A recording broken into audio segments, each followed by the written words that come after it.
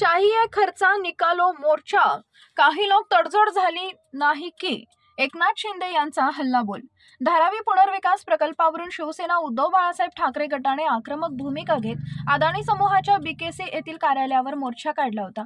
महत्त्वाचे म्हणजे पुनर्विकासाच्या माध्यमातून सरकार केवळ अदानी समूहाच्या फायद्याचा विचार करत असल्याचा आरोप करत या मोर्चाचे आयोजन करण्यात आले होते।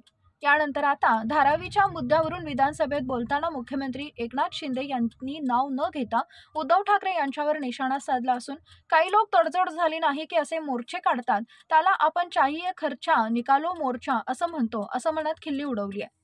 शिंदे म्हणाले, धारावीकर ज्या काही नरकयातना भोगत आहेत त्यातून आपण त्यांना बाहेर काढायला हवे।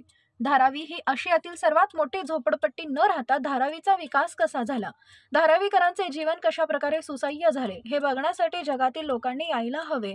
एवढंच नाही तर तिथे 300 स्क्वेअर फूट SRM मध्ये मिळते, आता तिथे 350 स्क्वेअर फूट देण्याचा निर्णय झालेला आहे असंही एकनाथ शिंदे यांनी म्हटलंय।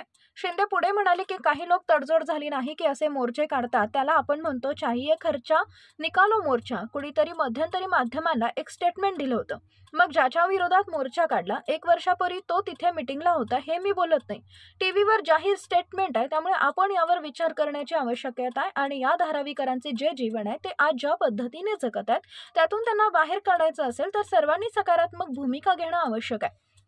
याचबरोबर कोणालाही आरोपीच्या पिंजऱ्यात उभे करता कामा नये। जे काही ट्रान्सपरंट आहे त्या सर्व बाबी इथे आहेत। सूचना आणि हरकतीला आणखी वेळ आहे, ते न करता मोर्चाकडून काहीतरी दबाव आणायचा, मग काहीतरी बोलणी होईल हे सर्व लोकांना माहीत आहे असंही एकनाथ शिंदे यावेळी म्हणाले।